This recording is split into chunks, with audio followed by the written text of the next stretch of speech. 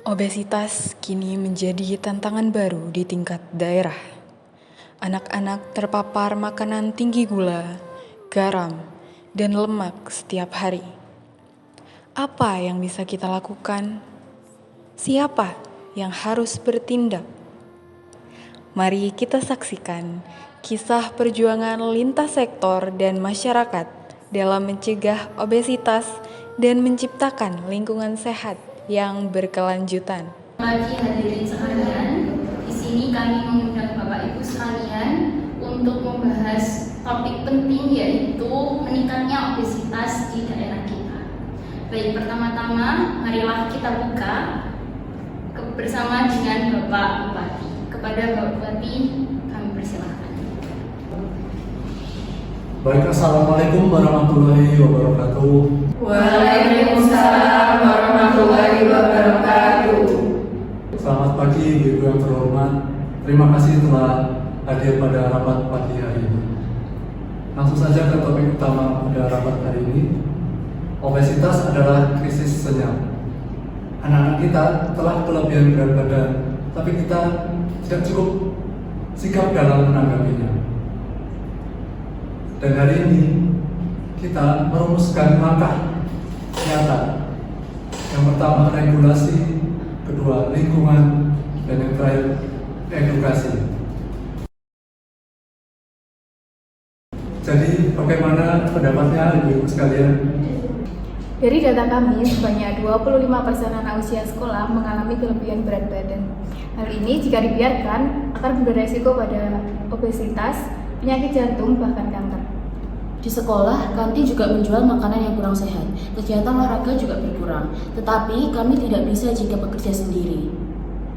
Di sekitar sekolah juga banyak sekali para pedagang yang jual gorengan. Kemudian para pedagang juga banyak sekali menjual makanan manis, minuman manis, bahkan makanan instan. Kita hanya perlu menyiapkan tempat jualannya. Kemudian kita juga menyiapkan mengatur jajanan apa yang bisa dijual oleh para pedagang. Kami juga siap membantu para pedagang supaya mereka tetap bisa berjualan di area sekitar sekolah. Namun kita tidak bisa bekerja sendiri. Kita juga perlu kerjasama dan bantuan dari semua pihak. Kalau misalnya para pedagang tidak boleh menjual gorengan, kita juga perlu mencari alternatif jajanan lain yang bisa dijangkau oleh para anak-anak sekolah. Namun juga kita harus memperhatikan bahwa jajanan itu tetap sehat dan bergizi. Baik, dari kami juga akan senang hati mendorong perda gizi seimbang dan juga zona sehat sekolah. Tapi di sisi lain juga kita perlu dukungan dan bantuan dari berbagai pihak, terutama masyarakat dan juga data dari lapangan. Jadi gizi itu bukan hanya soal makanan, tapi juga soal perilaku, pola pikir, sama budaya makan. Harus ada perubahan yang menyeluruh. Selain itu, anak-anak juga butuh edukasi sejak dini. Kemudian sekedar melarang makanan itu juga tidak cukup. Betul Ibu, kita ini bisa melibatkan berbagai pihak seperti kader, kemudian PKK, bahkan kita juga bisa melibatkan Karang Taruna. Kita juga bisa melibatkan komunitas seperti komunitas sepeda dan juga komunitas masak sehat. Begitu. Ya, betul sekali. Mari kita bersama untuk membentuk tim lintas sektor, merancang program dan juga menyusun draft perda. Dan saya siap untuk memimpin timnya. Baik, terima kasih hadirin sekalian yang telah datang di forum ini dan ikut berpartisipasi. Baik, kami cukupkan dengan bacaan Alhamdulillah. Alhamdulillah. Wassalamualaikum warahmatullahi wabarakatuh. Waalaikumsalam warahmatullahi wabarakatuh.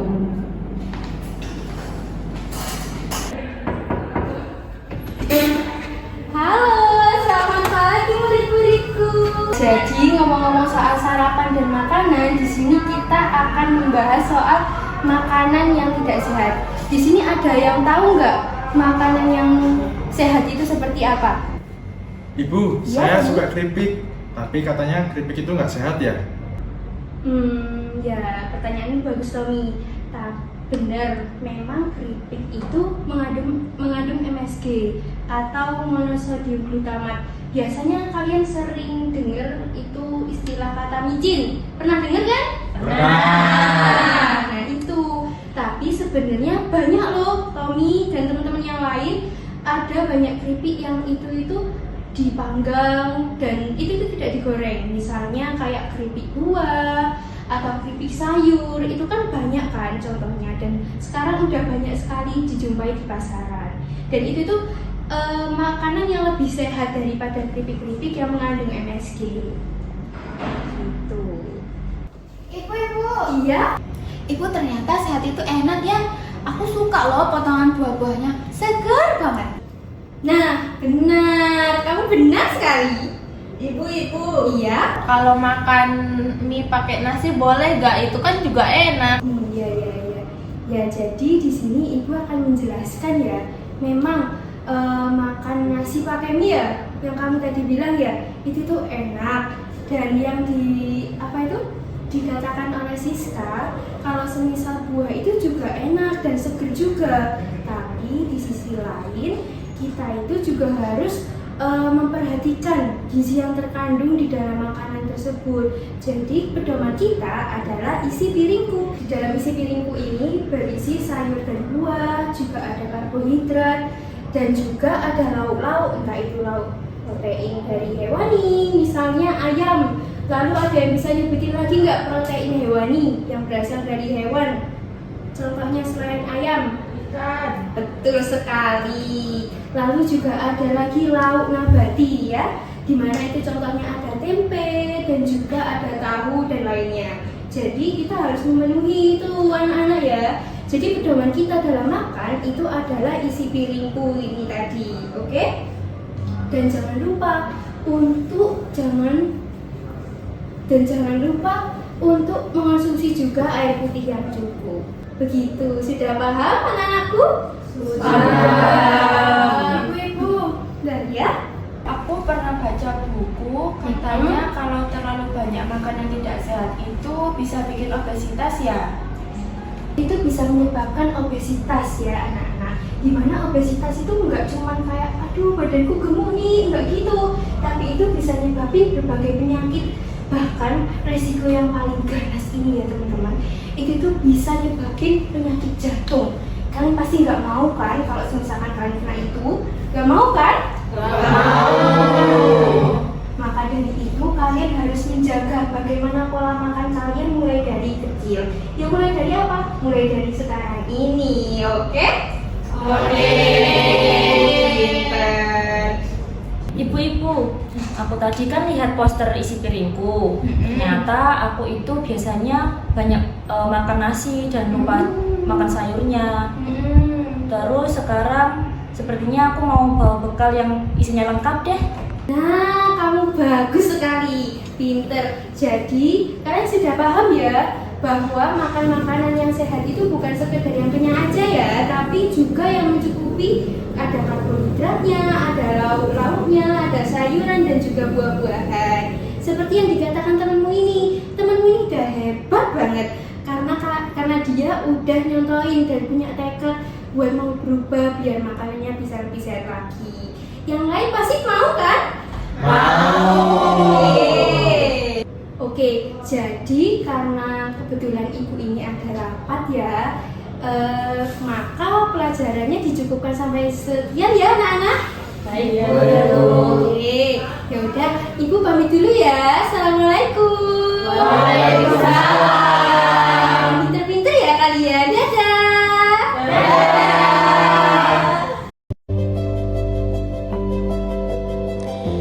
Edukasi gizi tidak hanya di papan tulis, tetapi juga lewat praktik, teladan, serta inovasi.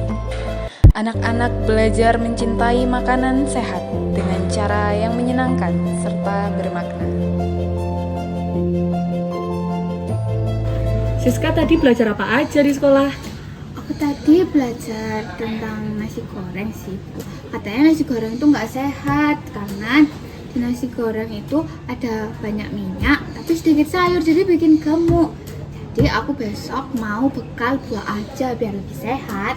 Ih, sekarang sudah mau makan yang sehat ya, Siska? Iya dong, aku mau. Besok aku mau bekal buah apel sama pepaya, boleh nggak? Boleh dong, Ibu jadi semangat buat masak makanan sehat buat Siska. Gimana kalau habis ini kita ke pasar pilih buah yang Siska mau? Ayo Ibu sekarang. Boleh, ayo. Ayo.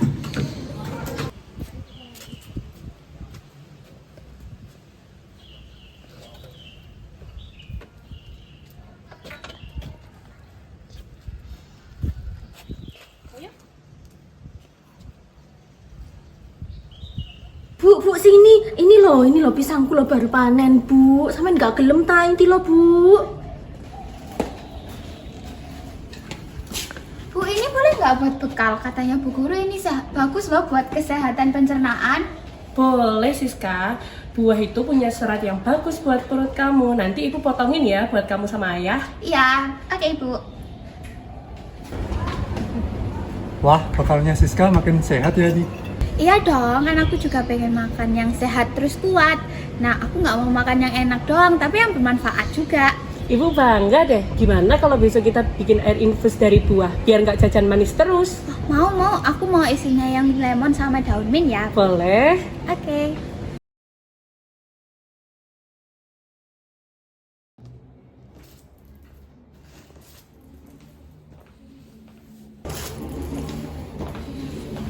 Permisi Bu Anjani, boleh bantu survei jajanan di sini? Aduh Mbak, ini saya udah mau tutup juga.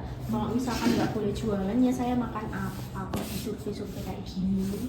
Begini Bu, nanti kami tawarkan pelatihan makanan sehat seperti pisang kukus, topping coklat rendah gula. Kalau makanan sehat ini agak susah Mbak, warga sini tuh pada bingung. Dari kemarin tuh udah dikasih penyuluhan tapi nggak dilakuin. Soalnya nggak ada yang beli. Kalau saya mah kok ada yang beli ya nggak apa-apa. Kalau nggak ada ya saya mau hidup dari mana?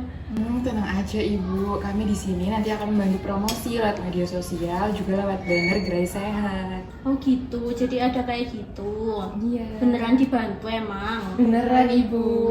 Yang kalau saya sih nggak apa-apa ya, nanti saya bantu. Asalkan ya dagangan saya tuh laris lah Mbak, dibeli sama anak-anak. Iya, dijamin laris Ibu, kita pasti bantuin promosi. Iya udah Mbak, dijadwalin aja. Iya, kalau gitu nanti kita atur jadwalnya ya Ibu. Iya. Terima kasih Bu. Iya, sama-sama. Tom. Ayo ke lapangan, di situ ada senam loh dari kelurahan. Males, mending main game ini lebih seru. Padahal tuh lomba. Lingkungan sehat harus menyediakan ruang bergerak, seperti taman, jalan kaki, serta fasilitas olahraga terbuka. Assalamualaikum warahmatullahi wabarakatuh. Waalaikumsalam warahmatullahi wabarakatuh. Selamat malam Bapak Ibu dan adik-adik sekalian. Baik, langsung saja kita buka dengan sesi tanya jawab. Apakah ada usulan dari warga, adik-adik sekalian, Bapak Ibu, untuk pencegahan obesitas ini?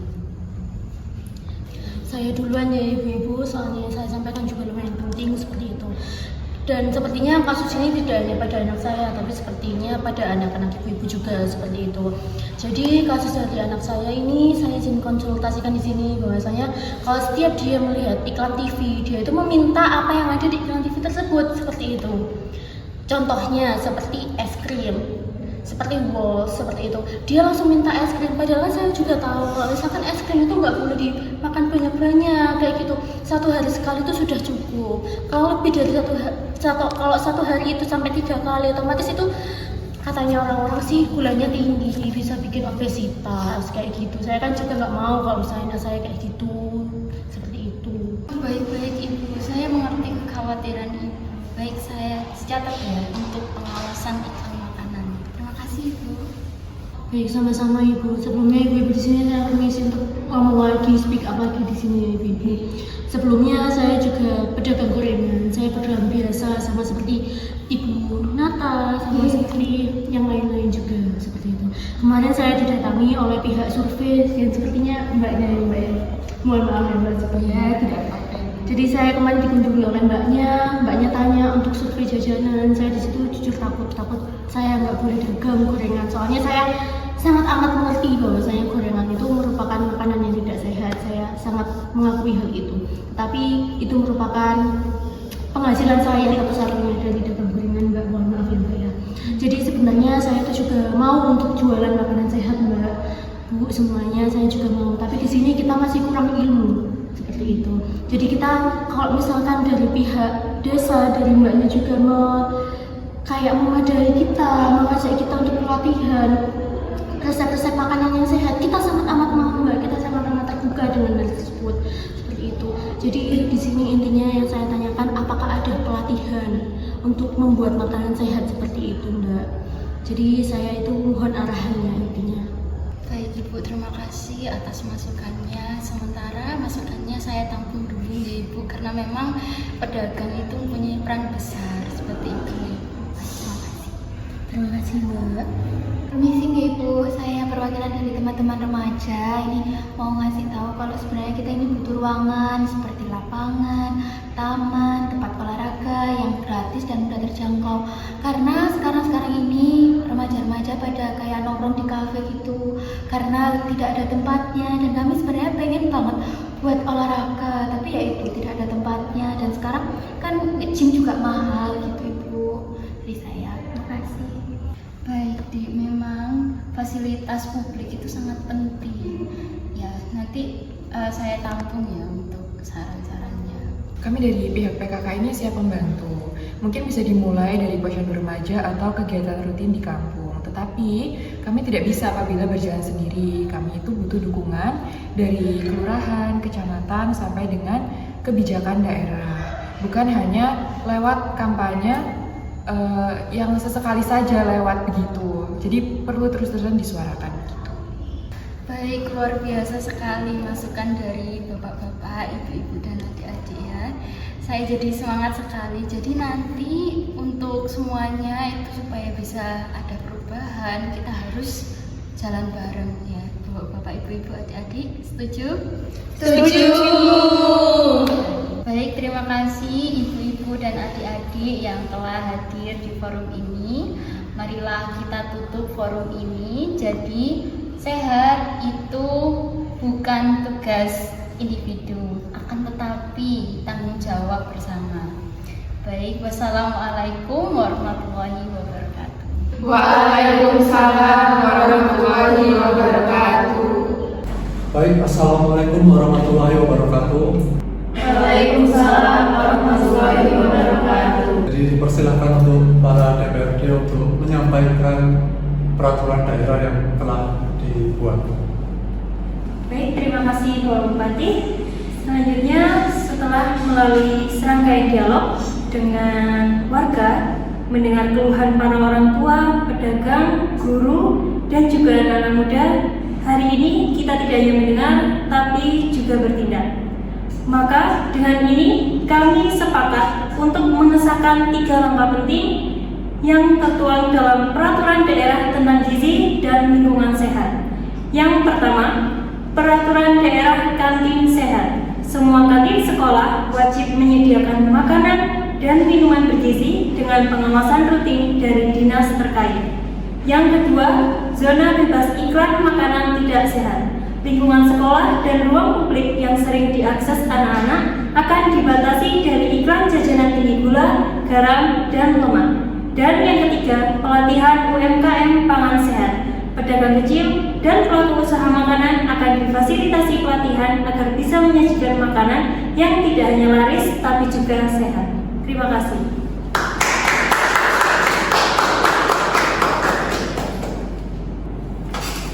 Sebagai tindak lanjut, kami akan memulai pilot project di 10 sekolah dasar dan menengah di wilayah ini. Guru-guru akan dilatih untuk menjadi agen perubahan gizi, dan kantin sekolah akan diawasi serta didampingi untuk menyajikan menu sehat yang disukai oleh anak-anak.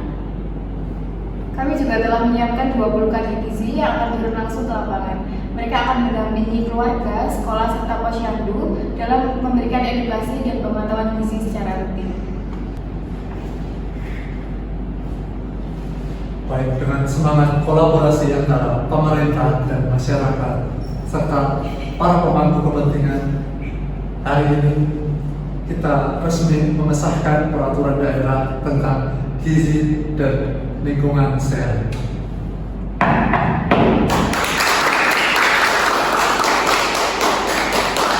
Mari kita kawal pelaksanaannya, bukan hanya di atas kertas belakang, tapi sampai di atas meja makan keluarga. Dan perubahan tidak datang dari satu orang, tapi dari kolaborasi lintas sektor, dukungan masyarakat, dan kebijakan yang berpihak pada masa depan. Bersama, kita cegah obesitas dan wujudkan daerah sehat.